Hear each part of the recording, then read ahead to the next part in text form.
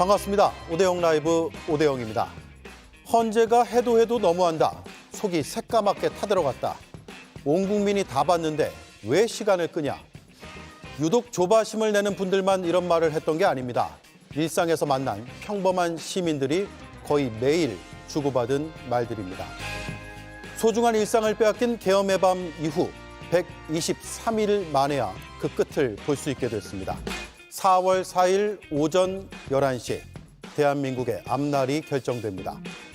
오늘 오대영 라이브는 선고일 지정으로 대통령 파면, 나아가 전원 일치의 가능성이 커진 것인지 아닌지를 집중적으로 따져보겠습니다. 단도직입에선 헌법학자인 정현주 전 성신여대 교수가 출연합니다. 선고 직전까지 그리고 그 이후에도 우리가 절대 잊어선 안 되는 것들을 짚어드릴 예정입니다. 함께할 네 분을 소개해드리고 이수진 앵커의 브리핑으로 시작하겠습니다.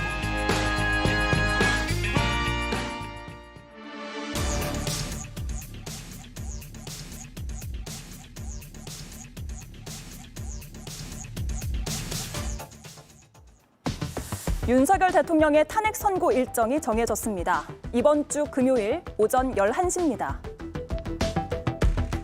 헌법재판소의 주인인 국민의 명령에 따라서 내란 속의 윤석열을 파면함으로써 민주주의의 위기, 민생과 경제의 위기, 안보와 평화의 위기를 반드시 해소해 줄 것을 국민과 함께 기대하고 명령합니다. 국민의힘은 헌재의 판결에 승복할 것입니다. 선고 결과를 어떻게 예상하냐라는 질문이 이어졌습니다. 네, 만장일치 확신합니다. 인용과 기각 각각 좀 어느 쪽에 좀 무게를 두실까요? 제 나름대로의 판단이 있습니다만은 공개적으로 말씀드릴 사항이 아니라고 생각합니다. 거기에 대해서도 답변하지 않겠습니다. 결과에 대한 예측은 제각각이지만 선고일이 지정된 것만으로도 분명해진 게 있습니다. 우리 사회의 불확실성이 일정 부분 해소됐다는 점입니다. 정청래 탄핵소추위원장이 선고 소식을 전한 시점이 10시 37분쯤이었는데요. 곧바로 주식시장이 반응을 하면서 상승폭을 키웠습니다. 환율도 다소 이렇게 하락을 했습니다. 무한 대기만 하던 각 기관들도 본격적인 대비에 들어갔습니다. 정오를 기점으로 안국역 일부 출입구는 폐쇄가 됐고요. 경찰도 오후부터 헌재 근처에 사람이 다니지 못하게 통제를 시작했습니다. 인근 학교 11곳도 선고 당일 휴교 계획을 내놨습니다. 멈춰있던 우리 사회가 다시 돌아가기 시작했습니다.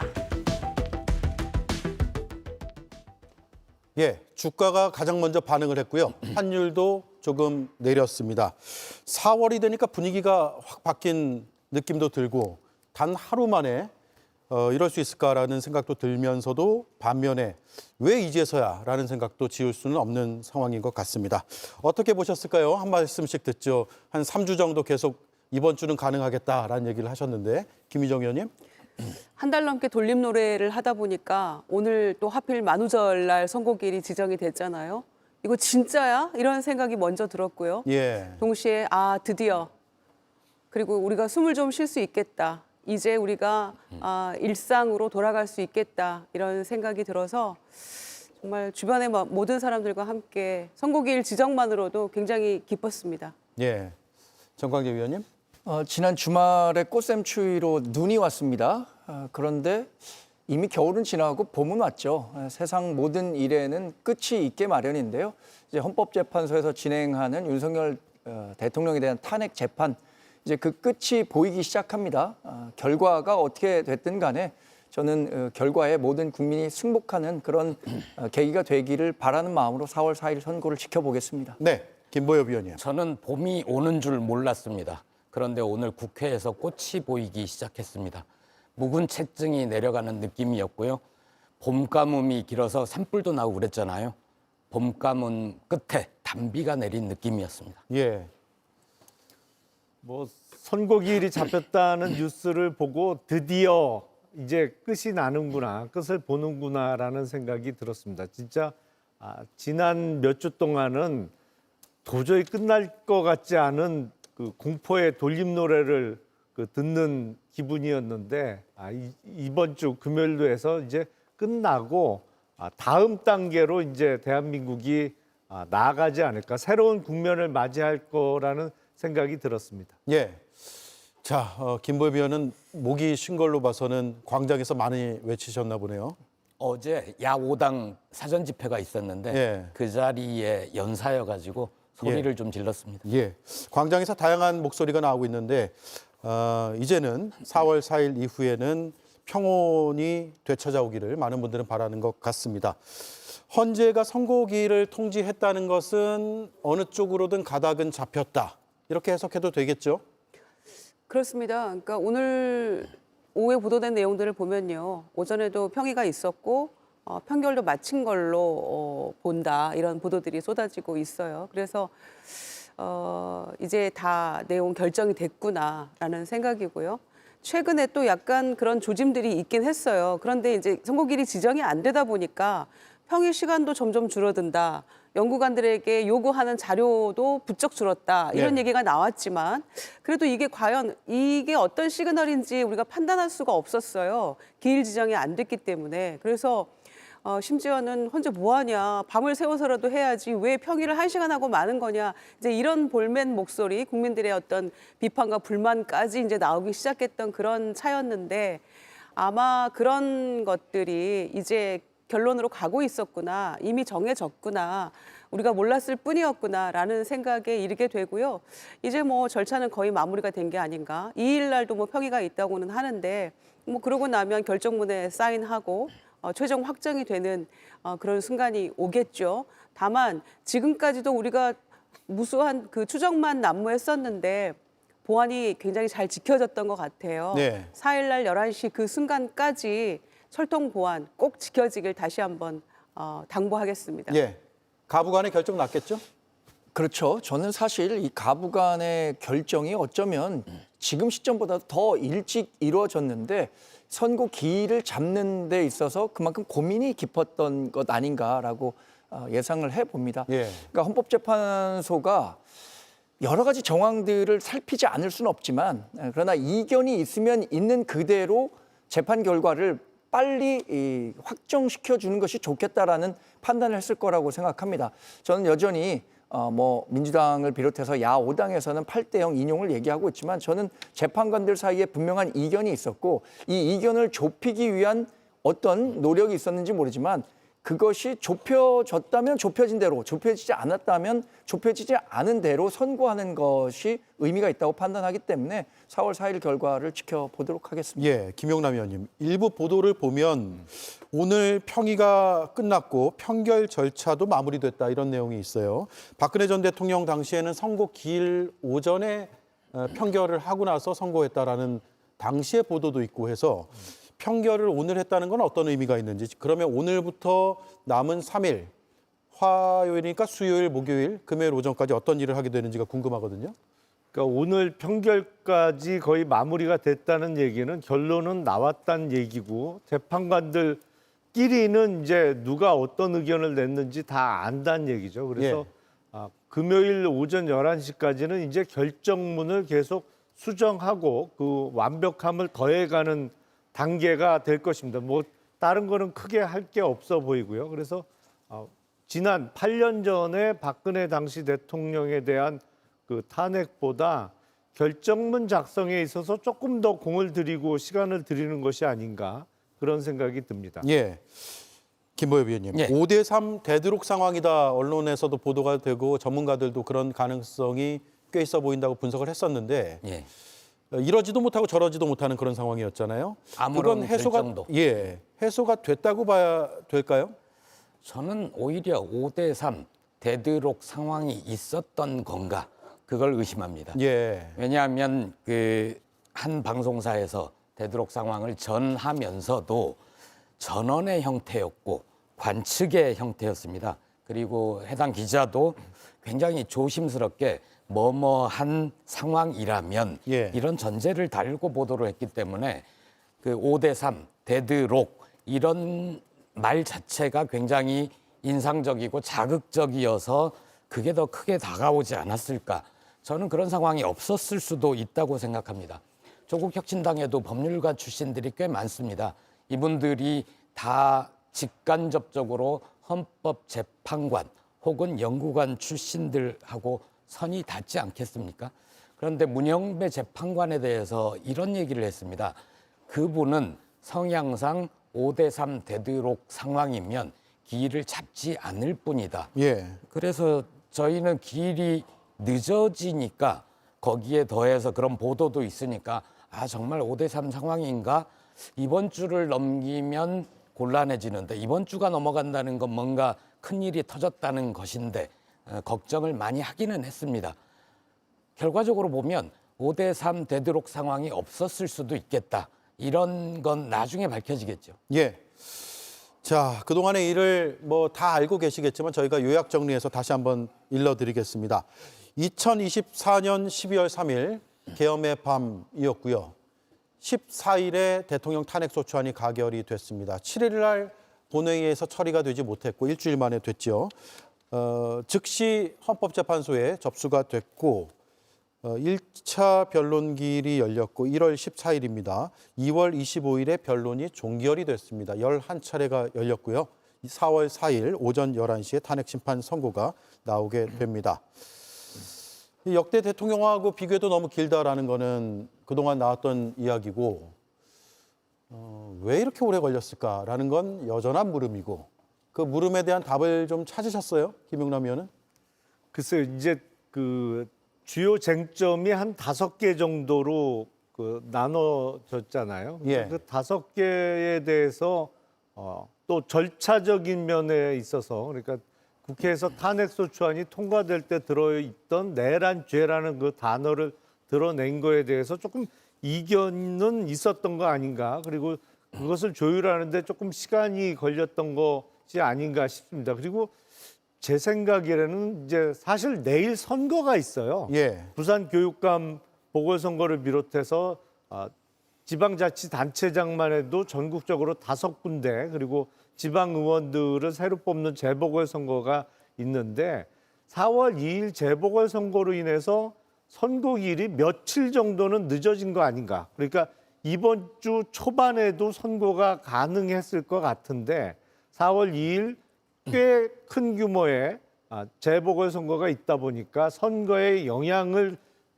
끼치지 않기 위해서 재보궐선거가 끝난 다음 날 이제 선거기일을 잡은 것이 아닌가라는 생각이 듭니다. 그래서 예. 전반적으로 뭐 다른 탄핵 사건에 비해서 늦어진 거는 틀림없고 아마 협의를 해가는 과정에서 조금 그 이견도 있었던 것 같습니다만 막판에 4월 2일 재보궐선거가 또 며칠을 더 늦추는 효과를 발휘했다라고 생각이 듭니다. 예. 저는 2가지 차이점이 있다고 봅니다. 과거에 있었던 그러니까 노무현 전 대통령과 박근혜 전 대통령의 탄핵 심판과 이번 그 윤석열 대통령에 대한 탄핵 심판 가장 큰 차이는 첫 번째는 윤석열 대통령이 적극적으로 탄핵 재판에 응했다는 것이에요. 네.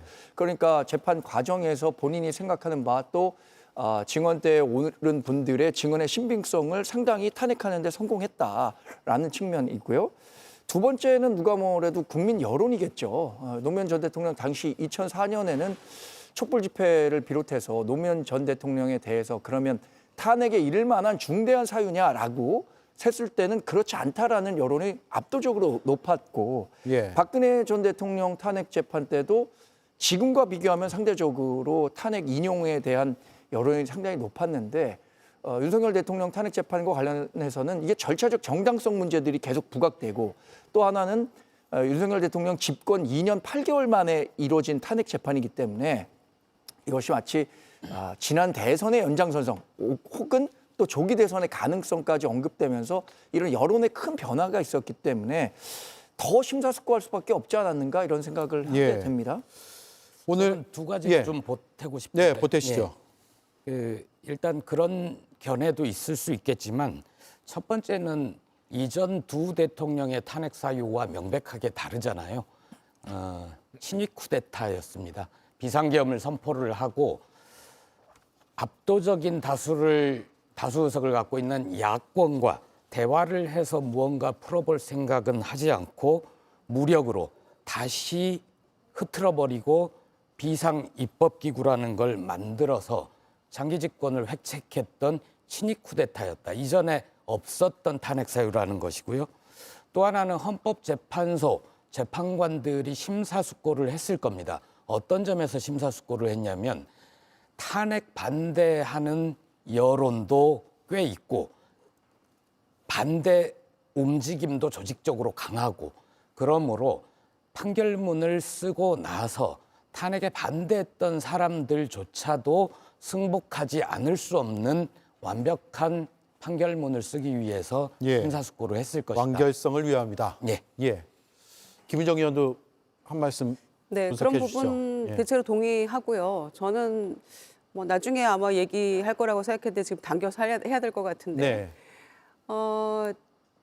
아까 절차적 정당성, 절차상의 문제, 그게 이제 사실은 국민의힘을 포함한 이 강성 지지층에서 대통령에 대한 뭐 제일 많이 거론되는 내용 아니었습니까? 내란죄 자체를 형사재판으로 넘기고 그러나 혐의 자체는 남겨둔다. 이제 이런 얘기를 했었는데 저는 아마 그 부분에 대해서 조금 숙고의 시간이 길어졌던 게 아닌가 생각을 해요. 그러니까 계속해서 내란죄를 빼고 나면 도대체 왜 탄핵했느냐 그러면서 이제 소위 안철수 의원 같은 분도 만약에 내란죄를 뺐다고 하면 나는 탄핵소추안에 찬성 안 했을 거다라는 그런 얘기까지 심지어 하지 않았습니까? 네. 그래서 그 부분에 대해서 국민들이 다 승복할 수 있고 특히 박근혜 대통령 때와 달리 여론이 굉장히 더 쫙 갈라져서 갈등이 훨씬 고조되고 내분이 격화되고 뭐 이런 양상으로 흘렀잖아요. 그런 점에서 그때 당시에는 뭐 탄핵 찬성하는 쪽이 오히려 소위 국민의힘 전신인 당에서도 전부 다 거의 다 찬성하는 그런 분위기였는데 이번에는만큼은 달랐거든요. 네. 그런 점에서 아마 내란 혐의까지도 포함한 어떤 좀 확실한 결정문을 만들기 위한 그런 과정 때문에 조금 더 길어지지 않았을까라는 생각을 아울러 했습니다. 예. 이 시각 헌법재판소 인근입니다. 오른쪽은 차가 좀 막히네요. 경찰차 벽이 쭉 늘어서 있는 것을 볼 수가 있습니다. 현재 인근은 100m 내를 아예 진공 상태로 만들겠다라는 게 경찰이 발표한 내용이고요. 주로 경찰 차벽으로 막고 철조망도 등장을 했습니다. 경찰 차벽 그만 보고 싶다 이런 말씀을 주변에서 많이 하시더라고요. 뭐 불편함도 있겠으나 답답함 때문일 것 같아요.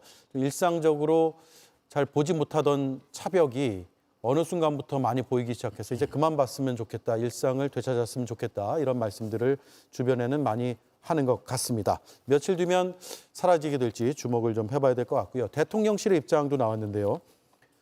기존 입장과 마찬가지로 차분하게 헌재 결정을 기다릴 것이다 라고 발표를 했고 이어서 실장 주재 수석회의에서 여기서 실장은 비서실장을 얘기하는 것이고요. 비서실장 주재 수석회의에서 3월 수출입 동향 결과에 대한 보고 등을 논의했다라고 해서 대통령실에서는 원론적인 입장을 전해왔습니다. 그리고 당일날 그러면 어떻게 발표를 할 것인가 그 형식에 대해서도 헌재에서 설명이 있었는데요. 기자들에게 생중계를 할 것이다라고 알렸고요. 일반인의 방청이 허용된다라고 합니다. 김보엽 위원님, 예. 과거하고 같은 방식인 건가요? 예, 제 기억으로는 노무현 대통령 때는 사실 좀 오래돼서 기억이 가물가물합니다. 예. 근데 그때도 생중계를 했고 일반인 방청이 허용이 됐고요. 박근혜 대통령 때는 확실하게 기억이 나죠. 워낙에 충격적인 장면들이 많았습니다. 국회에서 탄핵소추안이 통과되는 그날도 그랬고 헌법재판소에서 선고가 이루어지는 날도 광장에서 아마 중계가 되고 탄핵에 찬성했던 분들이 환호성을 지르는 장면. 그런데 헌재 앞에서는 탄핵에 반대했던 분들이 격한 시위를 벌이면서 버스를 흔들고 그 위에 스피커가 떨어지고 몇 분이 사망하는 사고까지 벌어졌었죠. 이번에는 그런 일이 부디 없기를 바랍니다. 예. 2017년에는 이정미 당시 헌재 소장 권한대행이 주문을 읽었는데 그 주문을 읽기 전까지 출근길 모습도 화제가 됐고요. 헌재에서 심사숙고하는 것을 국민들의 응원도 많이 받았던 기억이 납니다. 당일 선거 모습을 보고 어떤 식으로 4월 4일 선고가 나올지 한번 예측해 보겠습니다. 재판관 전원의 일치된 의견으로 주문을 선고합니다. 주문, 피청구인 대통령 박근혜를 파면한다.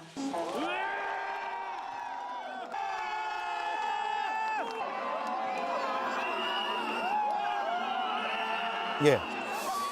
2017년 3월 10일의 모습입니다. 당시 이정미 헌재소장 대행이 주문을 발표했고요. 그 뒤에 광장에서 환호하는 모습을 8년 만에 다시 보게 되는군요. 4월 4일에는 어떤 광경이 펼쳐질지 물론 예단할 수는 없는 그런 상황 속에서 지금 방송을 하고 있습니다. 김용남 위원님, 문영배 대행이 주문을 읽게 되죠? 그렇죠. 지금 뭐 헌법재판소장 권한대행을 하고 있으니까요. 헌법재판관 8명 중에서도 재판장의 자격으로 주문을 읽게 되고요. 보통의 경우에는 이제 이유를 먼저 읽고 마지막에 저런 주문, 피청구인 대통령 누구누구를 뭐 이렇게 파면한다라는 주문을 읽는 경우가 대부분인데, 그렇게 되면 이제 거의 만장일치로 탄핵 인용 의견이었다라는 것이 확인되는 것이고, 예. 보통 의견이 갈린 경우, 뭐 예를 들어서 뭐 7대1, 6대2, 뭐 그런 5대3 뭐 이렇게 의견이 갈린 경우에는 주문을 먼저 읽고 그다음 이유 또 그리고 소수 의견 이렇게 의견을 밝히는 경우로 진행되는 경우가 많아서 아마 11시에 결정문을 읽기 시작하면 이게 최종적으로 결과가 어떻게 나오겠구나라는 것을 알 수 있지 않을까 싶습니다. 예. 선고 이유를 먼저 밝힐지, 주문을 먼저 밝힐지 그 부분도 눈여겨봐야 될 것 같고요. 김유정 의원도 같은 생각이시겠죠? 이게 헌재에서 주로 이렇게 해왔다 그러더라고요. 그렇습니다. 박근혜 대통령의 경우에는 2017년 3월 10일 11시 21분에 주문을 읽었거든요. 예. 주문을 읽는 그 즉시 선고, 그러니까 효력이 생기는 거라서 아마 이번에도 마찬가지일 것 같고요. 지금도 기억에 생생한 게 그때 당시 이정미 권한대행이 시계를 딱 보고 나서 읽는 예. 그 장면이 기억에 나거든요. 그래서 아마 이제 그 효력 발생 시간이랄지 이런 것들을 명확히 하기 위한 것 같고요. 그래서 11시 21분으로 나와 있고요, 여전히. 그래서 아마 4일 날도 그렇게 되지 않을까 생각하는데요. 생중계 또 일반인 방청 뭐 이제 헌재 그 홈페이지 들어가 신청하면 추첨을 통해서 이제 그 허용이 된다고 하는데, 그런 것만 보더라도 저는 자신 있기 때문에 할 수 있는 그런 거라고 여전히 생각하고 있습니다. 예. 결정문에서 처음에 주문을 밝히면 결론을 쉽게 알 수 있을 텐데 선고 이유를 쭉 설명하고 마지막에 주문을 밝히면 전원일치 가능성이 크다라고 전문가들은 그렇게 얘기는 합니다만, 그래도 그걸 듣는 시민들 입장에서 굉장히 속이 탈 것 같아요. 결론도 궁금하고 걱정도 되고. 고 노무현 전 대통령 때는 그 결정문 낭독 시간에 25분이 소요됐다고 하고요. 박근혜 전 대통령 때는 21분이 걸렸다고 합니다. 이번엔 평의도 오래 이루어졌고 대통령 측에서 제기한 문제도 많고 해서 쟁점이 복잡하지 않더라도 꽤 걸릴 것이다라는 분석이 나오고 있는데, 김보엽 정광재 위원님, 얼마나 걸릴까요, 시간이? 몇 분으로 얘기해야 되는 건 아니죠. 몇 분으로 해주시면 더 좋습니다. 저는 결정문 낭독에 길지 않을 것이라고 봅니다. 오히려 길지 않을 것이다. 왜냐하면 쟁점 자체가 그닥 많지 않습니다. 한덕수 탄핵소추 당시 선고 때처럼 개별 의견들이 좀 있을 수도 있습니다. 네. 그 이제 전체 의견으로는 8대 0으로 파면 결정을 하되 각각의 개별 의견을 달아서 그게 길어질지, 그걸 각자 얘기를 하면서 길어질지는 모르겠으나 전체 결정문 자체는 그닥 길지 않을 거다. 조심스럽게 예측해 봅니다. 예. 3차 변론기일부터 10일차까지 쭉 윤석열 대통령이 출석을 했잖아요. 선고 당일날도 모습을 드러낼 것인가 이게 굉장히 궁금하고 이게 경호 문제도 있고 광장의 이런 집회와도 관련이 있기 때문에 특히나 주목이 되는 부분인데 형사재판과 다르죠. 예. 의무는 없죠. 그렇습니다. 예. 형사재판의 경우에는 선고 기일날 피고인이 법정에 출석해서 선고를 들어야 됩니다만 이거는 일종의 그 징계를 하는 행정재판의 성격이 강하기 때문에 그 피청구인 본인이 꼭 선고 기일날 나오지 않아도 됩니다. 제 기억에는 8년 전도 그렇고 그 전에 노무현 대통령의 경우에도 피청구인이 그 헌법재판소 법정에 출석 안 한 상태에서 선고가 이루어졌던 것으로 기억을 하고 이번에도 이제 심리 기일에는 출석을 했습니다만 그 선고 기일에는 어떠한 그 헌재 주변에서 돌발 사항이 발생할 가능성도 있기 때문에 이런저런 경호와 안전상의 문제로 아마 헌재에는 출석하지 않은 상태에서 선고가 이루어질 가능성이 높지 않을까 그렇게 생각을 합니다. 예.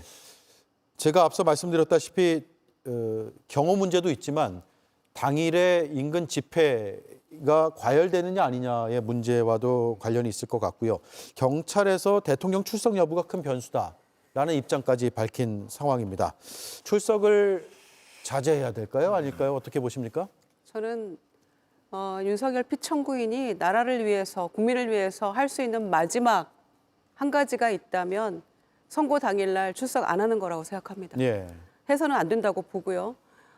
만약 파면 선고가 나더라도 그거를 흔쾌히 받아들일 모습을 보일 것 같지도 않고요. 여전히 지금 대통령실에서는 기각을 우세하게 보고 있다는 거 아닙니까? 오늘 또 국민의힘에서는 뭐 4대 4로 기각이다 이런 얘기까지 나오고 있는 마당이기 때문에 지금 4개월간 너무 이 기다림에 지쳐 있는 국민들에게 흔쾌한 반성과 사죄와 참회의 모습을 보일 요량이 아니라면 저는 나와서는 안 된다.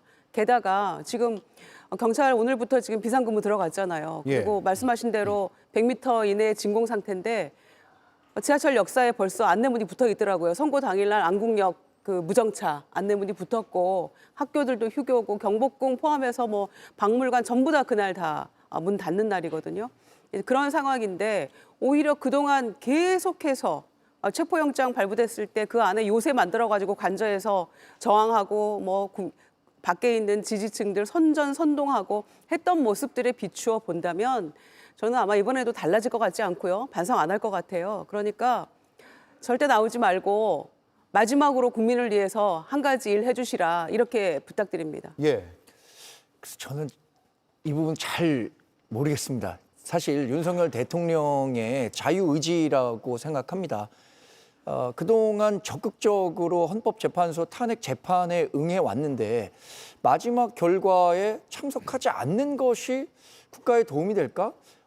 저는 참석해서 그리고 우리 당도 얘기했지만 헌법재판소의 결과는 이게 승복을 안 할 수도 없는 구조입니다. 예. 대통령이 직접 나가서 당당하게 재판을 받고 기각이면 기각, 인용이면 인용, 있는 그대로 헌법재판소의 결과를 받아들이는 게 더 성숙한 우리 대한민국의 민주주의를 완성하는 데 도움이 될 것이라고 생각하기 때문에 윤석열 대통령의 고민이 깊겠지만 참석하고 안 하고에 따라서 윤석열 대통령이 뭐 대중을 선동한다, 그렇지 않고 뭐 자중하는 것이 좋다, 이렇게 판단하기는 좀 곤란한 문제라고 생각합니다. 예.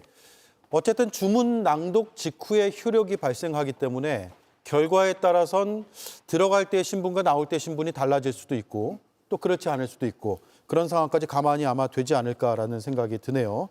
경찰은 헌재 인근의 100m를 진공 상태화 이미 했고 지금도 하고 있다라고 하고요. 앞서 안국역의 모습을 보셨지만 이건 일단 상공에서 본 헌재 주변의 모습입니다. 경찰 차벽으로 둘러싸여 있고요. 진입하기가 쉽지 않을 듯 합니다. 경찰에서 제공한 사진인가요? 예.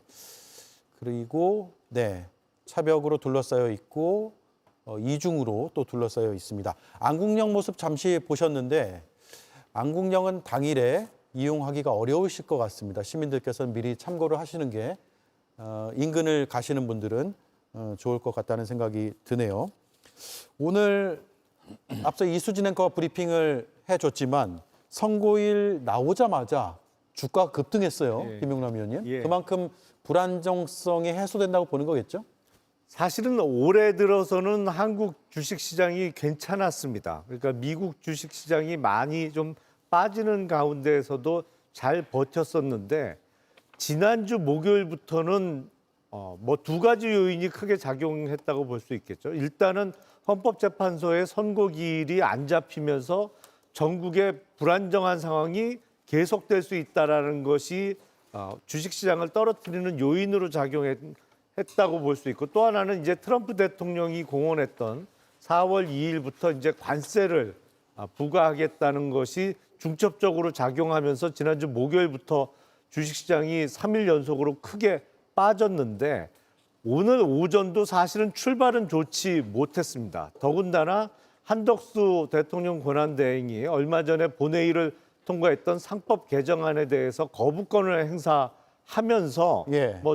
오늘도 또 큰 폭으로 빠지겠구나라는 생각이 들었는데 헌법재판소의 선고기일이 4월 4일로 지정됐다는 뉴스가 보도되면서 코스피 기준으로는 40포인트 가까이 올랐습니다. 그러니까 이른바 선고기일 지정만으로도 미정이었던 탄핵 재판의 불확실성이 일부는 해소된 것이죠. 근데 제가 보기엔 한덕수 권한대행이 상법 개정안 거부권 행사 안 하겠다고 발표했으면 오늘 아마 100포인트 이상 올랐을 겁니다. 예. 4월 4일 날 또 오르겠죠. 예. 헌재 발표로 일부 오르고 한덕수 대행으로 조금 내려가는 요인도 생겼고 예. 복합적으로 좀 반영이 됐다. 환율은 상승세가 일단 꺾인 것으로 보이고요. 갑자기 주식 방송 같아.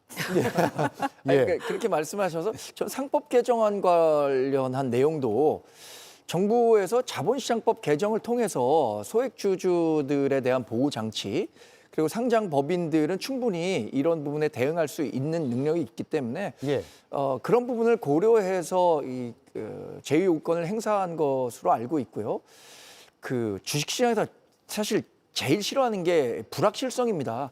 불확실성이 있으면 투자든 투자자든 이 자금이 쉽게 움직이기 어려운데 어쨌든 탄핵 선고와 관련한 불확실성이 해소됐다는 측면에서 저는 그것이 인용이든 기각이든 그 인용이 된다고 해서 올랐거나 이렇게 생각하지는 않고 전체적인 불확실성이 해소됐다는 측면에서 주식시장이 상승했다고 봅니다. 아니 오늘 주제하고는 조금 어긋나서 짧게만 말씀드리면 지금 여당 쪽에서 얘기하는 자본시장법 개정안으로 대체하자, 상법은 개정하지 말고 그건 사실은 지금까지 우리나라 대기업들이 해왔던 우회 경로를 다 열어주는 겁니다. 거기서 자본시장법에서 극히 일부의 금지 규정을 둔다고 해서 그거를 피해 나가지 못할 우리나라 재벌 기업들이 아니기 때문에 별 소용이 없는 미봉책이다 이런 말씀 드리겠습니다. 예, 알겠습니다. 여기까지 하고요. 두 번째 이슈도 역시나 헌재 이슈가 될 것 같습니다. 이수진 앵커가 이어서 브리핑하겠습니다. 김복형 재판관님, 정영식 재판관님, 조한창 재판관님, 국민의 신임을 배신하지 마십시오. 을사오적의 길을 가지 마십시오. 기각 또는 각하를 주장했던 걸로 입길에 오른 재판관은 방금 박찬대 원내대표가 언급한 세 사람입니다. 그중에서 근래 들어 가장 많은 관심을 받는 건 조한창 재판관인데요. 선고 지연을 했다면 누가 했을까? 조한창 아니겠냐라는 추측 때문입니다. 왜 최상목은 그때 정계성과 조한창을 두 사람만을 임명하였을까? 시간을 끄는 거, 시간을 지연시키는 거 그런 역할들 정도에서는 묵시적으로든 명시적으로든 그런 그 상통의 그런 시간들이 서로 통하는 시간 그런 것들이 있지 않았을까라는. 네, 여당이 추천을 했기 때문에 윤 대통령과 가까울 거라는 추측이 작용한 걸로 보이는데요. 이 때문인지 시중에는 조한창 재판관이 최근 윤 대통령과 만났다더라 하는 미확인 소문까지 돌았습니다. 하지만 정반대 견해도 있습니다. 박용진 전 의원은 조한창 재판관이 청문회 당시 민주당의 여러 의원들에게 전화를 했었다고 밝혔습니다. 당시에 상식적으로 판결을 할 테니 너무 걱정하지 말아라라고 말했다면서 만약 뒤에서 딴소리를 했다면 사기꾼 소리를 들을 거라고 말했습니다. 더불어민주당의 그 관련 의원들에게도 전화도 하신 걸로 제가 들었어요.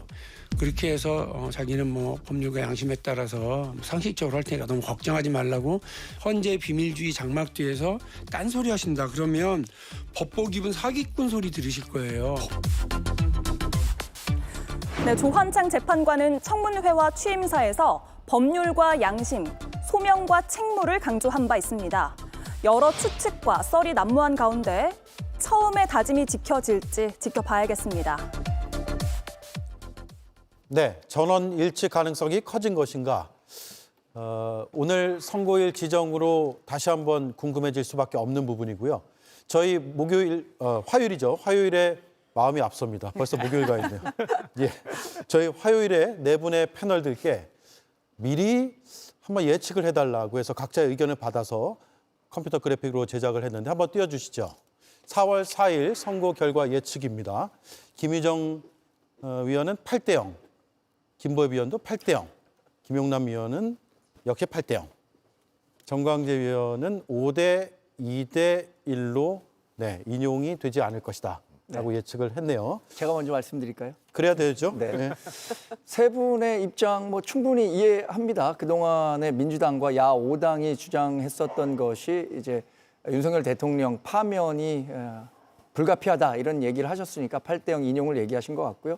저는 우리 당이 생각하고 있는 것과 또 한덕수 지난 대통령 권한대행에 대한 탄핵 심판 과정에서 나온 결과를 바탕으로 말씀드리는 건데 5대 2대 1이라고 한 것은 한 명은 지난번에 정계선 재판관이 이게 기각 사유임에도 불구하고 우리로서 생각할 때는 정치적인 성향이 반영된 결과 아니냐라고 해서 그 인용 결과를 냈습니다. 예. 전 반대로 한 명이 우리 번에는 기각 의견 그리고 두 명은 각하 의견은 탄핵 소추의 동일성 그러니까 절차적 문제와 관련해서 문제를 제기할 수 있다. 지난번에는 151명이 아니라 200명이 탄핵 충족 요건이다라고 해서 각하 의견을 냈었는데 그 두 분 이렇게 해서 5대 2대 1 정도의 결과로 나오지 않을까 예상해 봤습니다. 예. 김유정 의원은요? 저는 초지일관 8대0인데요. 중간에 사실은 예상치 못한 돌발 별수들이 있었기 때문에 조금 걱정도 되고 또 선고기일 지정이 늦어지면서 이게 무슨 다른 일이 생긴 거 아닌가 이런 걱정들을 했던 게 사실이죠. 특히나 우리가 전에 예상치 못했던 구속 취소로 인한 석방 때문에 정말 큰일 났다. 그래서 늦어지는 건가? 막 이런 생각까지 하지 않았습니까? 지금 그동안의 일들이 주마등처럼 스쳐가는데 저는 8대0이라는 것은 길게 얘기할 것도 없고 그것이 헌법 정신이기 때문에 그렇습니다. 그리고 주권자인 국민의 명령이기 때문에 또한 그렇습니다.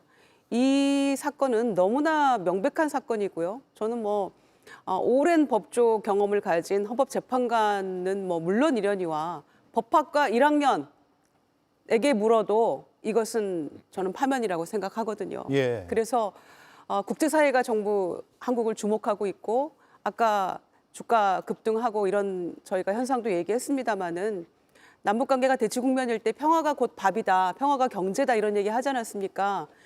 파면이 곧 밥이다, 파면이 곧 경제다라고 생각합니다. 그래서 다시 한번 4월 4일 날 주가 급등의 어떤 환율 폭락의 이런 경험을 해보고 싶고요. 그리고 이것이 가장 기본적인 헌법 질서 유지를 위한 당연한 길이기 때문에 그런 것이고 그렇지 않으면 우리나라 흔들려서 더 이상 유지할 수 없는 그런 후진국으로 전락할 수 있기 때문에 저는 당연한 수순이라고 생각하고 8대0을 확신합니다. 예. 저도 8대0을 의심하지 않습니다. 정광재 위원께서 한덕수 선고 사례를 근거로 미루어 볼 때 비슷한 결과 나오지 않을까 말씀하셨는데 쉽게 얘기해서 교통사고로 예를 들면 물론 한덕수 총리의 위헌 이것도 심각합니다. 그렇지만 한덕수 사례는 교통사고로 보면 불법 횡단 정도, 아니면 횡단보도가 아닌 곳으로 건넌 정도라면, 윤석열 사건의 경우에는 불법 유턴을 해서 사망 사고를 내고 뺑소니 도주까지 한 정도의 아주 심각한 위법 중대성의 사유에서 비교가 되지 않을 정도입니다. 그리고 역대 그 선고문을 보면 늘 등장하는 표현들이 파면의 이익이 파면의 손실보다 크다 정도의 표현이 등장한다면, 이번에 한덕수 경우에 정혜선 재판관은 이익이 손실을 압도한다라는 표현을 쓰지 않았습니까? 저는 제가 하도 헌재에서 판결문이 안 나오길래 참다 못해 직접 쓴 파면 결정문이라는 걸 한번 써봤습니다. 쓰고 공개도 해봤는데 이건 손실과 이익을 비교할 수가 없다. 어디가 압도적으로 크다 적다가 아니라 이건 비교 자체가 불가능하다. 앞에 김유정 위원 말씀대로 파면하지 않을 경우 대한민국은 더 이상 민주공화국이 아니며 수십 년의 역사를 거꾸로 돌아가는 그런 결과, 참담한 결과가 빚어질 것이다. 그러므로 헌재 재판관들께서 상식에 따라서, 헌법과 법률에 따라서 8대0으로 결정할 것이다. 이렇게 봅니다. 네, 김영남 의원님. 물론 헌법재판관 8명 중에 일부 사유에 대해서는 의견 일치가 안 되는 부분도 있을 수 있습니다. 예를 들어서 지금 탄핵 사건의 주요 쟁점 5개 중에 법관과 정치인의 체포 시도 부분에 대해서 이거를 뭐 노상원의 수첩에 기재됐다, 일부 군사령관의 진술에 의해서 사실 인정은 될지언정 피청구인과 바로 연결시킬 수 있느냐, 그런 사실 인정 부분에 있어서는 일부 의견이 있습니다만, 주요 쟁점 5개 중에 하나만 해당돼도 사실은 파면 사유가 된다고 봐야 되거든요. 예. 재판관 8분 중에 뭐 저하고 대학 동기도 한 2분 계시고 사법연수원 동기도 계십니다만, 저보고 만약에 이거를 기각이나 각하 사유를 써보라고 하면 도저히 못 쓸 것 같아요. 이거를 만들어낼 수가 없어요, 결정문을. 예. 그렇기 때문에 8대0 뭐 인용은 될 거라고 생각하고, 또 하나, 만에 하나 이게 파면이 안 될 시에는 우리나라 대통령에게 어떠한 실질적인 요건이나 절차적 요건을 전혀 갖추지 못한 상태에서도 앞으로 비상계엄 선포에도 파면되지 않는다, 탄핵되지 않는다는 이른바 비상계엄 선포의 면허권을 주는 꼴이거든요. 그래서 그런 결정을 할 재판관은 없을 거라고 믿습니다. 예, 법률가 입장에서 단 한 줄도 못 쓸 것이다. 예. 기각이나 각하는. 한덕수 대행의 기각 결정문도 한 줄도 못 쓰실 것 같으세요? 어떠세요? 아니요, 그거는 그건 좀 저는 달라요? 예, 저는 기각될 거라고 예상을 했어요. 그러니까 예. 그거는 헌법과 법률에 위배되지만 파면할 정도로 중대한 위배 사유는 안 된다. 왜냐하면 1월 26일 날 헌법재판관에 대한 임명을 거부하지 않겠다라고 선언하고 바로 그 다음 날 탄핵소추가 됐거든요. 그래서 예. 그거는 파면 사유까지는 안 되지 않을까 그랬는데 예상대로 나왔고요. 결과가 4월 4일 선고는 뭐 8대0 파면 인용이 되지 않을까라고 생각을 합니다. 예. 네, 그렇군요. 한덕수 대행의 그 결정문을 보고 나서 그 뒤에 5대3 이른바 되도록 이 얘기가 많이 퍼졌던 것 같고, 그로부터 좀 더 앞으로 거슬러 올라가 보면 대통령 구속 취소 결정이 있었죠. 그리고 항고를 하지 않은 검찰도 있었고, 이런 문제와 맞물리면서 최근까지 굉장히 불안해하거나 걱정하는 시민들도 꽤 있었는데, 결과를 한번 지켜봐야 될 것 같습니다. 내부는 이 사안을 처음부터 끝까지 모든 과정을 다 함께 하셨기 때문에, 그래서 어떤 결론을 예상하시는지가 상당히 궁금했고, 혹시나 최근에 이런 결정들로 생각이 바뀌셨는지도 궁금했는데 한 장의 그래픽으로 잘 정리가 된 것 같습니다. 안국역 인근의 모습은 저희가 계속해서 보여드리고 있습니다. 제가 네 분께 또 하나, 3가지 질문 드렸는데, 또 하나가 앞서 이제 언급이 돼서 잠깐만 제가 언급하고 지나갈게요. 헌재 선고가 왜 늦어졌을까라고 했는데, 이 질문에 김유정 의원은 내란 혐의 숙고에 시간이 걸렸을 것으로 봤다. 정광재 의원은 별개 의견을 설득하기 위해서였다. 김보엽 의원은 별개 의견을 작성하기 위해서 시간이 걸렸을 것이다. 그리고 앞서 말씀하신 대로 재보궐선거도 가만히 됐을 가능성이 있고 배제할 수 없다. 이런 입장을 나타내 주셨습니다. 세 번째 질문이요. 헌재 선고의 그러면 마지막 쟁점은 무엇이었을까?인데 한번 보여주시죠. 전원 일치를 위해서였다. 김유정 의원께서 말씀해 주셨고 정광재 의원은 법률 위반의 중대성, 즉 파면할 정도로 중대한 행위였는가에 대한 그 부분을 따지기 위해서 마지막까지 쟁점이 이어졌다라는 것이고 김보엽 의원님은 단순하시네요. 깔끔하시네요. 예, 없다. 8대 0은 처음부터 결론이 나 있었을 예. 거다. 그런 뜻입니다. 예, 없다. 이고 김용남 의원은 전원일치 마찬가지 말씀을 해 주셨습니다. 자, 전원일치 가능성 저희가 아까 좀 짚긴 했습니다만 김용남 의원 한번 짚어주시고 두 분께서 말씀하셨으니까 김유정 의원께서도 좀 발언을 해주시면 좋을 것 같아요. 해주시죠. 먼저. 예. 크게 보면 이번 탄핵 재판의 쟁점은 5개입니다. 비상계엄의 선포 요건을 갖췄느냐, 그리고 포고령의 위헌 위법성, 그리고 국회 장악 시도, 그리고 중앙선관위에 군을 투입한 거, 그리고 법관과 정치인들을 체포하려고 시도했느냐, 뭐 5개 정도의 쟁점이 있는데요. 비상계엄 선포가 실질적 요건, 그러니까 전시, 사변 또는 이에 준하는 국가 비상 사태였느냐, 12월 3일 밤이, 그리고 그 절차적으로 국무회의를 거쳤느냐, 이 부분은 심리를 통해서 뭐 확실히 사실 확인이 됐다고 보고요. 절차적, 실질적 요건을 갖추지 못한 상태에서 비상계엄 선포가 이루어졌다는 게 입증이 됐다고 보이고, 포고령 일단 시작부터 위헌이다. 예. 일체 정치 활동을 금지하는 게 위헌 위법이다. 그리고 국회 봉쇄는 뭐 라이브로 다 중계가 돼서 국민들이 다 보셨고, 선관위에 대한 장악 시도도 피청구인 윤석열이 헌재에 출석해서 내가 선관위에 군 투입을 지시했다라고 본인이 자백을 했기 때문에 별 문제는 없어 보입니다. 다만 4번째에 있는 법관과 정치인에 대한 체포 시도를 직접 지시했느냐, 요거는 사실 형사 재판에 있어서는 앞으로 심리를 통해서 밝혀지겠습니다만, 헌재 재판을 통해서 그거에 관여한 사람들에게 직접적인 지시가 있었느냐는 조금 재판관들 사이에 이견은 있을 수 있다. 그러나 저 5개 쟁점 중에 하나만 해당되더라도 파면 사유는 충분히 되고도 넘친다. 예. 이렇게 생각됩니다. 예. 저도 대동소이한 의견인데요. 거기에 더해서 그동안 헌법재판관 개개인에 대한 어떤 인신공격이랄지, 그다음에 재판부 자체를 국민의힘 의원조차도 처부수자, 깨부수자 이런 얘기까지 하는 어떤 극단적인 이야기까지 나오지 않았습니까? 그런 것들 때문에 저는 분명한 소신을 가지고 임하고 있는 재판관들도 사람인지라 흔들림이 있을 수 있었고 또 고민도 했을 거라고 생각합니다.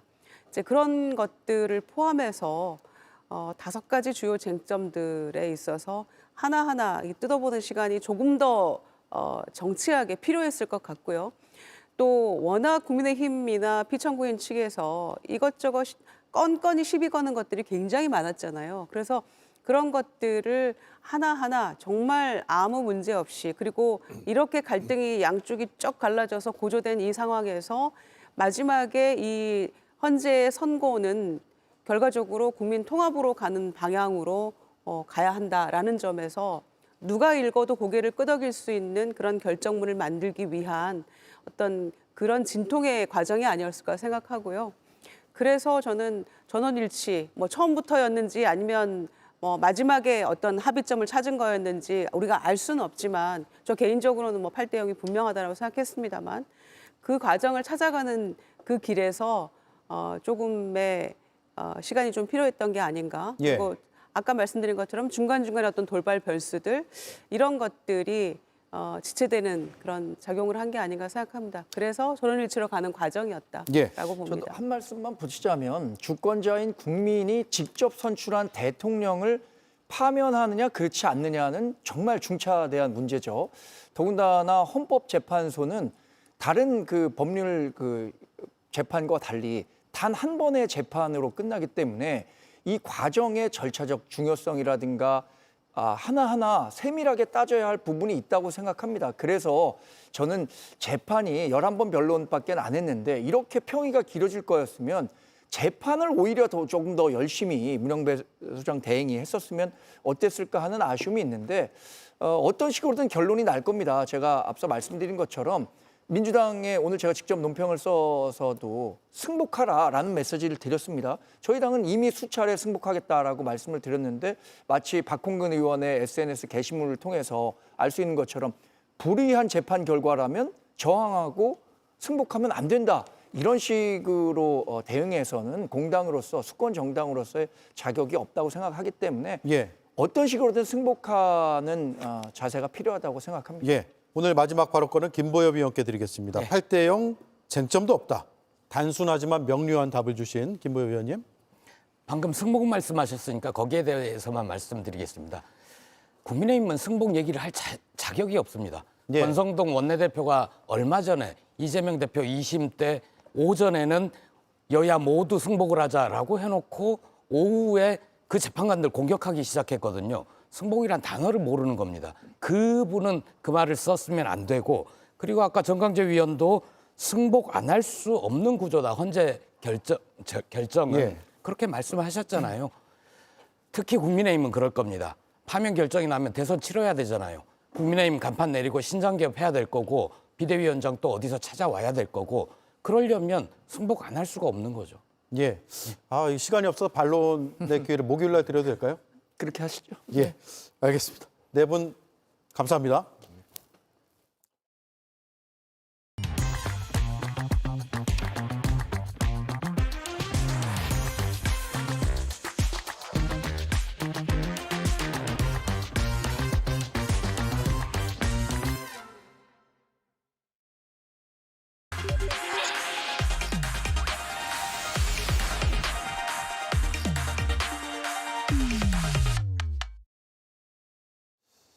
네, 오대영 라이브의 간판 코너 단도직입을 시작하겠습니다.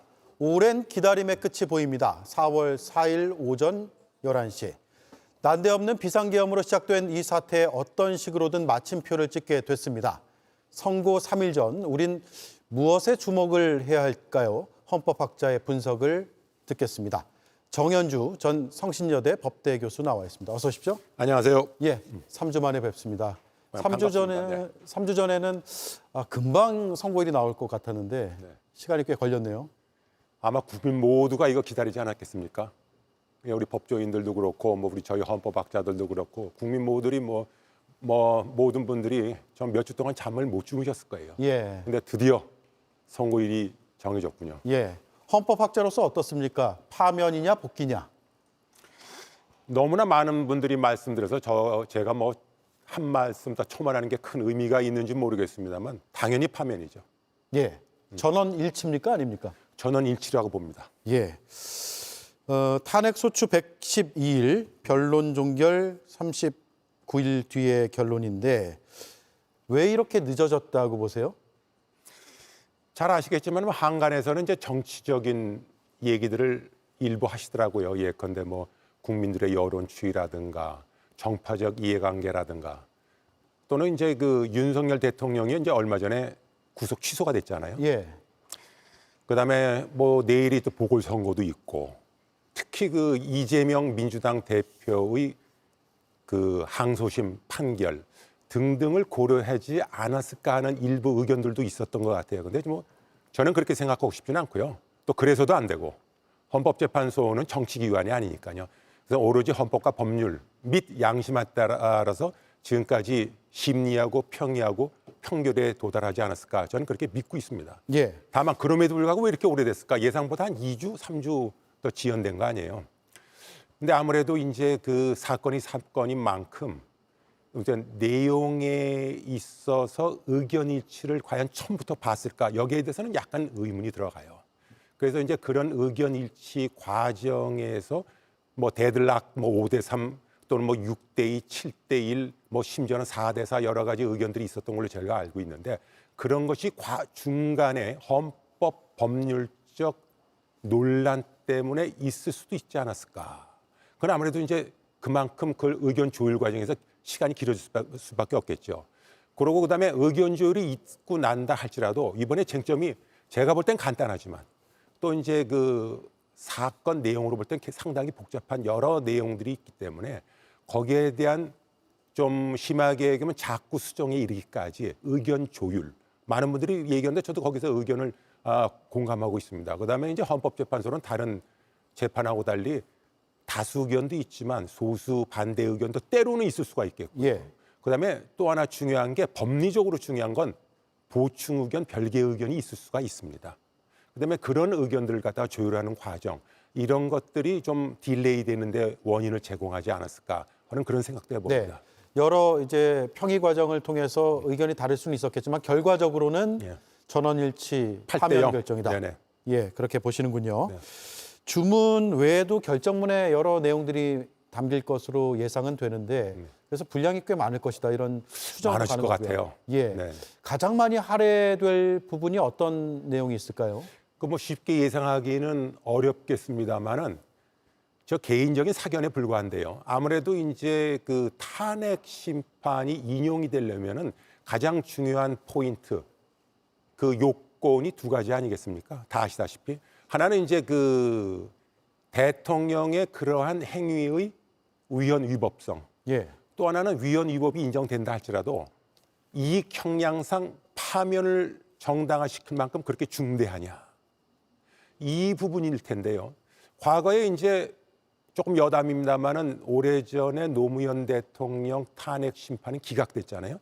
그거는 형식적으로는 헌법과 법률을 위반했다 할지라도 그것을 실행에 옮기려고 그러지는 않았기 때문에 제가 좀 말을 갖다 쉽게 하면은 그것을 그만큼 파면시킬 정도의 중대하지는 않다고 본 거예요. 거기에 대해서는 뭐 학자들 사이에서 별 이의가 없습니다.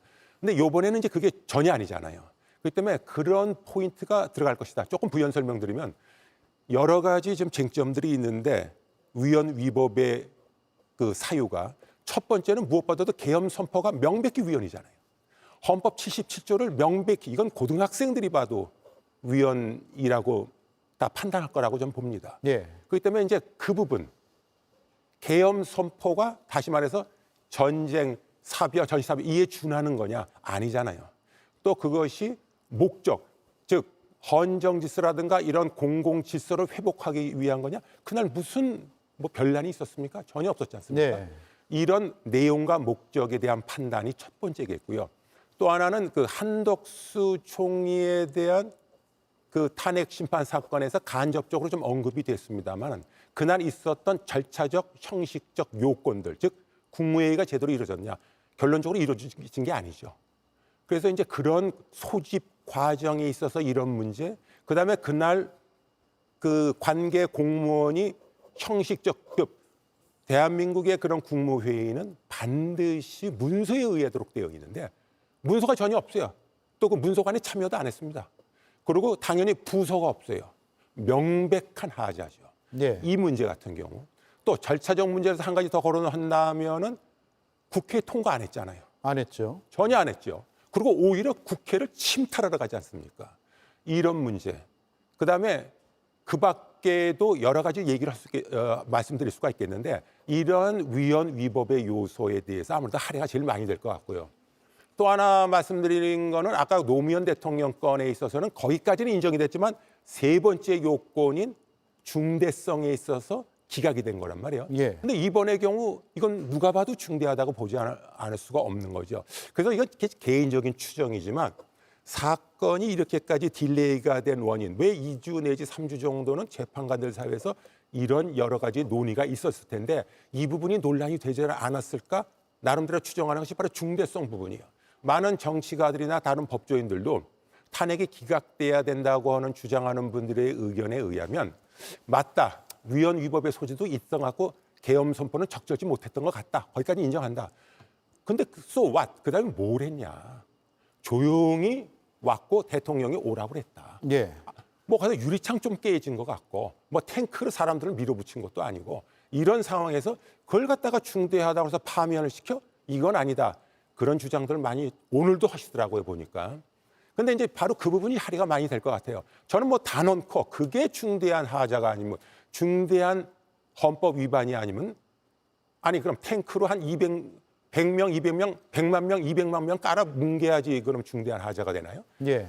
좀 제가 너무 말은 심하게 좀 표현드렸습니다. 하도 제가 답답해서 그런 말씀을 드리는 거죠. 예, 예. 그런 맥락에서 봤을 때 그런 파면을 정당화시킬 정도의 중대성에 대해서 다소 논란도 있을 수도 있었을 것이다. 네. 그래서 그 부분이 많이 할애되지 않을까라는 추정을 해봅니다. 예. 당일날 선고 과정을 굉장히 숨죽이면서 많은 분들이 네네. 보고 있을 거고, 어떤 결론일까? 중간에 뭐 내용들을 들으면서 내가 생각했던 거하고 다른 거 아니야라고 걱정하실 수도 있을 것 같고요. 시간이 굉장히 오래 걸릴 수도 있기 때문에 당일에 시민들은 어떤 부분에 초점을 맞춰서 TV 생중계를 봐야 될까요? 글쎄요. 근데 이제 좀 다른 좀 동문서답 같은데요. 대개의 경우 제 기억이 맞다면 박근혜 대통령 탄핵 인용 결정 낼 때도 그 주문을 맨 마중에 했었지 않습니까? 예, 맞아요. 만장일치인데도. 그래서 이제 속 시원하게 만장일치라고 제 기대대로 나온다고 한다면 그걸 첫 번에 터트리면은 그게 만사가 다 형통하고 국민들이 즉각적으로 좀 편안한 마음이 드실 텐데 그렇지 못하게 될 확률도 있죠. 그래서 한 20분 내지 30분 정도 낭독을 재판장이 하게 되면 맨 마지막에 듣게 되면 지금 오 앵커님께서 말씀하셨듯이 또 요 부분 얘기하고 저 부분 얘기하고 마치 그 좀 다른 사안이지만은 이재명 대표 그 무죄 판결 났을 때도 예.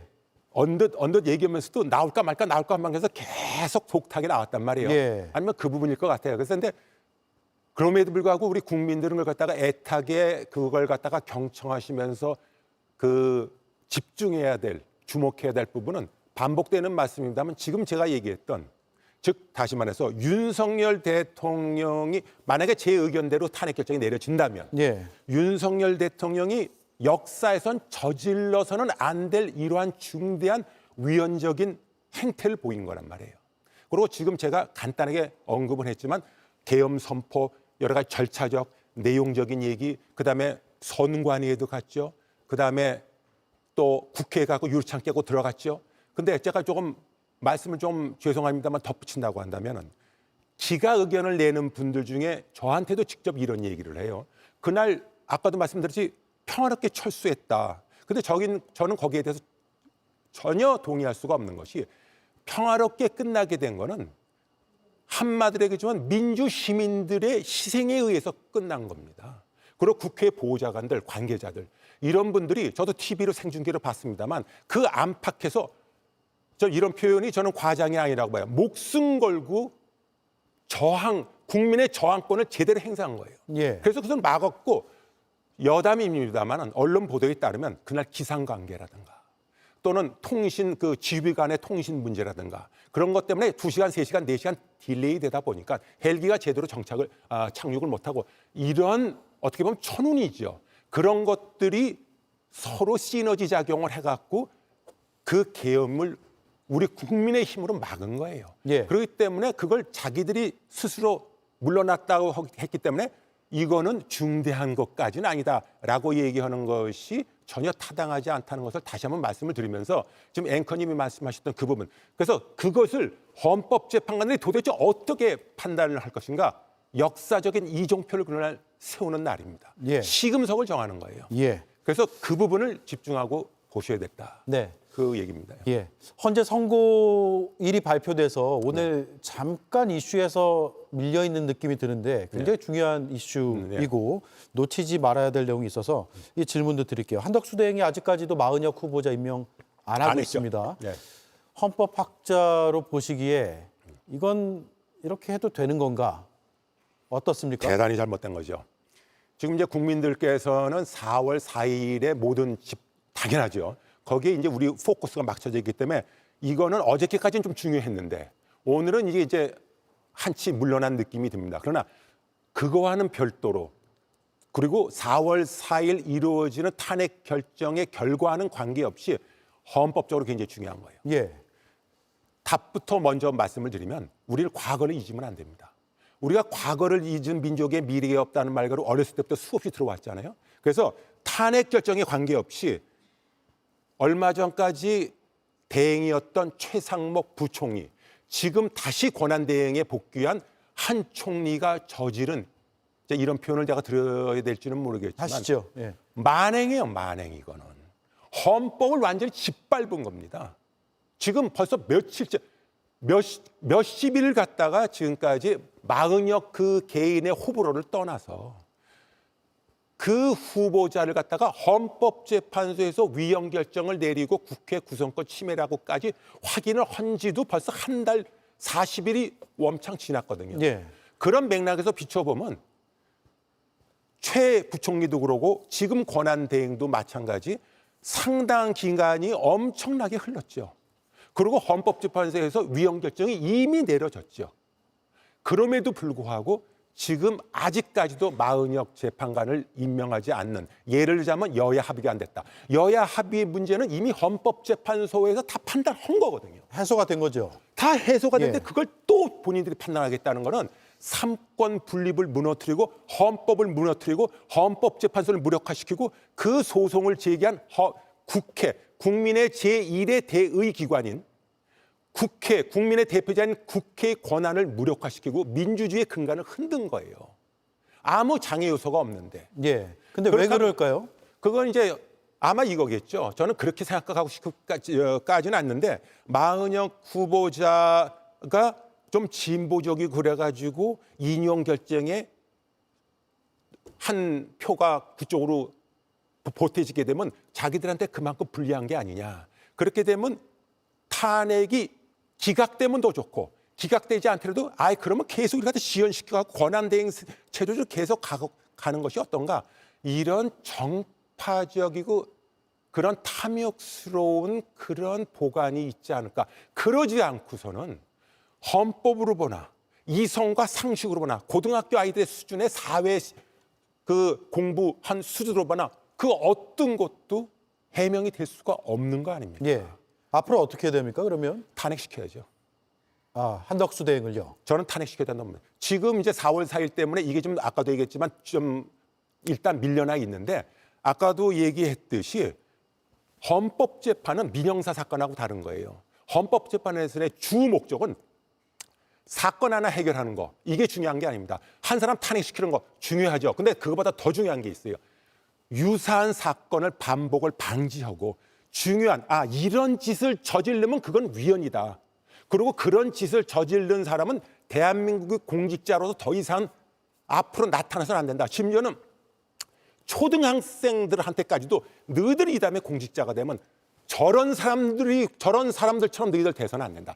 그거야말로 반민족주의자다. 반국가주의자다.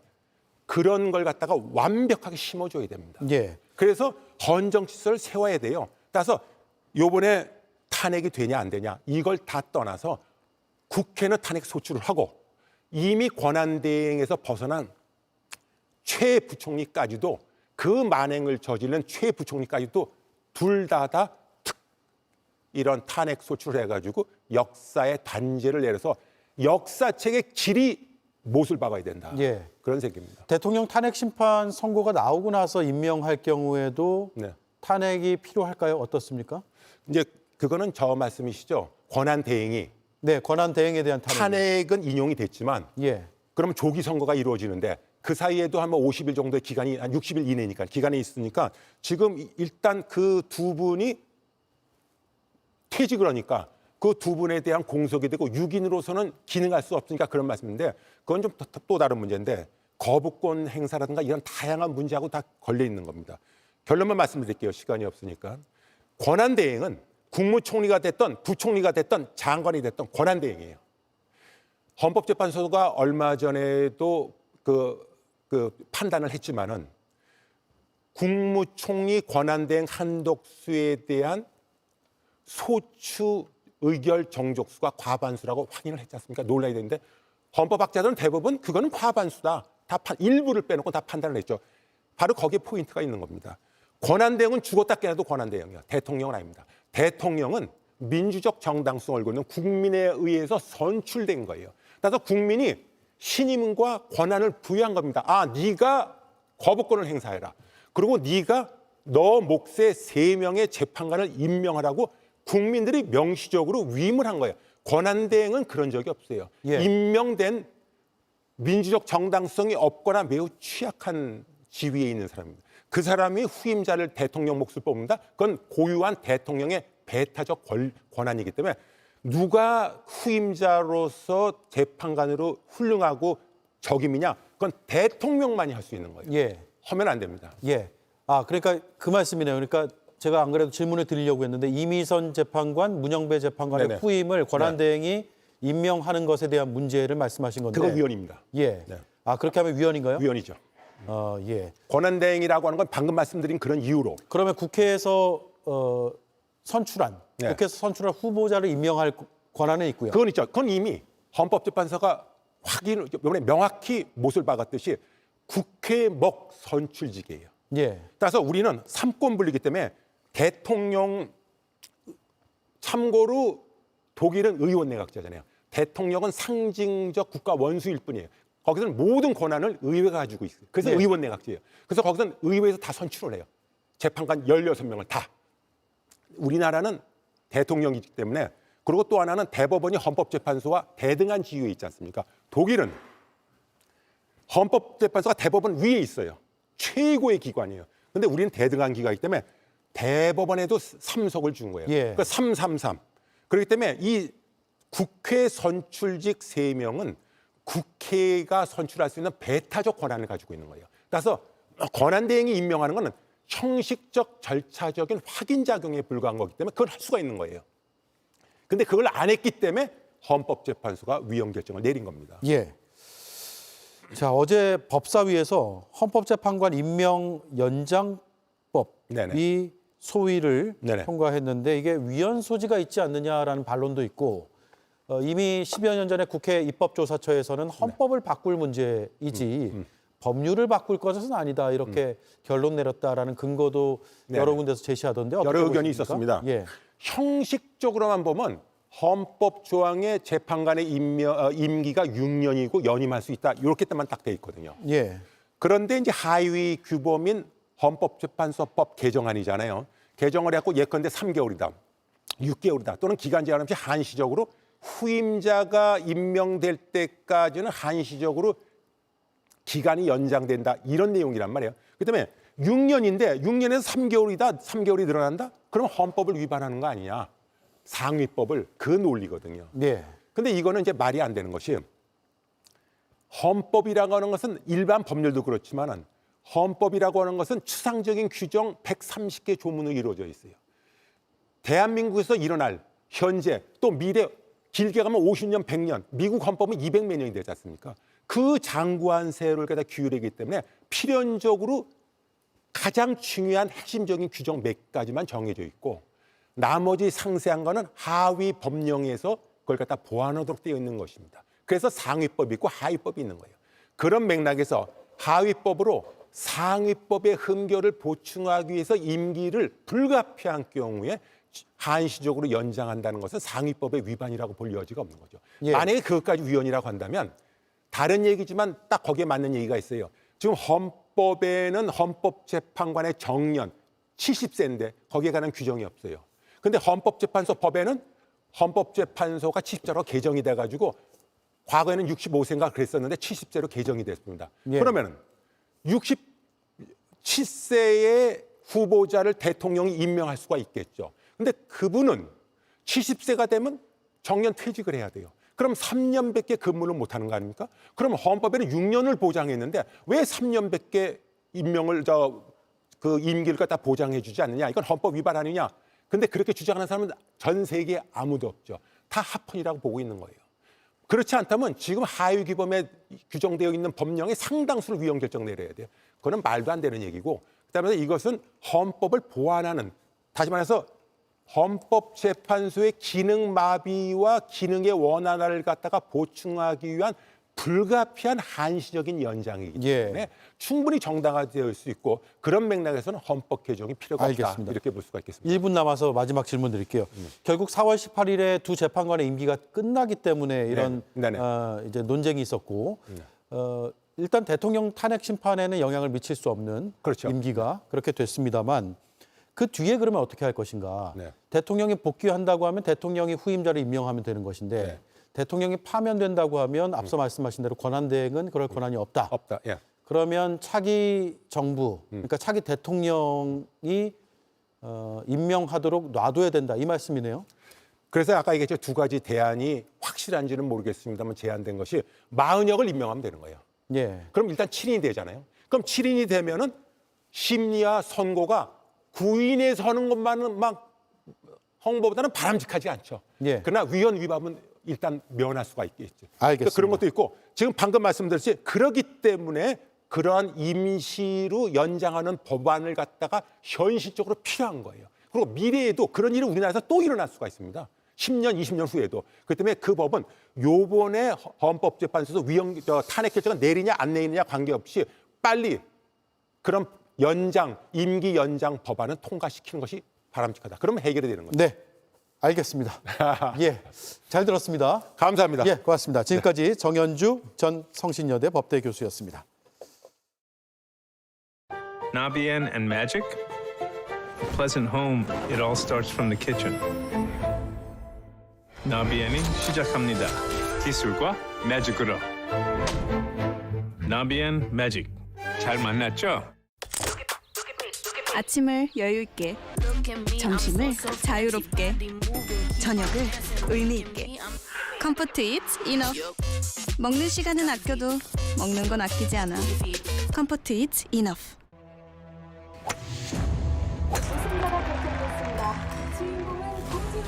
우승은 새로운 승부의 시작일 뿐. 챔피언 must go wide. 와이드 앵글. 욕즙 다 빠지겠네. 라는 아쉬운 요리는 그만. 최고 화력을 길게, 맛은 깊게. 쿠쿠의 열기 식을 줄 모른다. 쿠쿠 인덕션. 국가가 실험대에 올랐을 때 판결을 통해 나라가 근본적으로 무엇을 위해 존재하는지를 말하지 않는다면 판사로서의 소명을 다하지 못한 것이다. 우리는 우리 자신의 판결에 책임을 져야 하고 우리 자신의 목소리로 말하기를 두려워해서는 안 된다는 문구를 마음에 깊이 새기며 제 각오를 다시 한번 더 굳게 다지는 것으로 취임사를 마치겠습니다.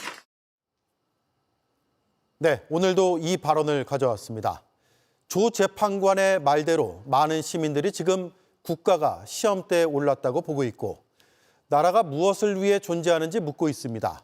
그 답을 판결로서 말한다는 판사의 소명의식을 보고 싶다고 말하고 있습니다. 지난 주말 막바지 추위에 떨었고 거센 눈바람까지 맞았지만 언제 그랬냐는 듯 따뜻한 봄은 오고야 말았습니다.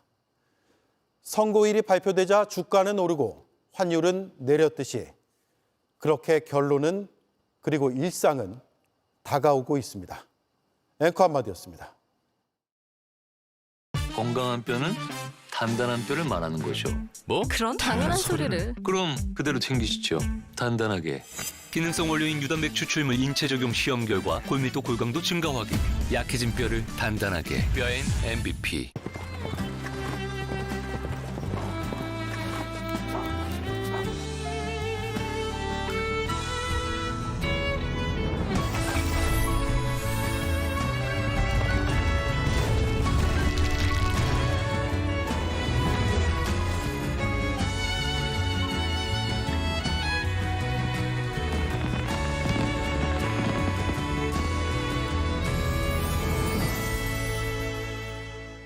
일 년에 딱 한 번 코웨이 페스타. 원하던 가전과 가구를 싸. 역대급 할인가로 만날 단 한 번의 기회. 이 모든 것 반값으로 누리시길. 코웨이 페스타. 오대영 라이브 마치겠습니다. 내일 뵙겠습니다. 고맙습니다.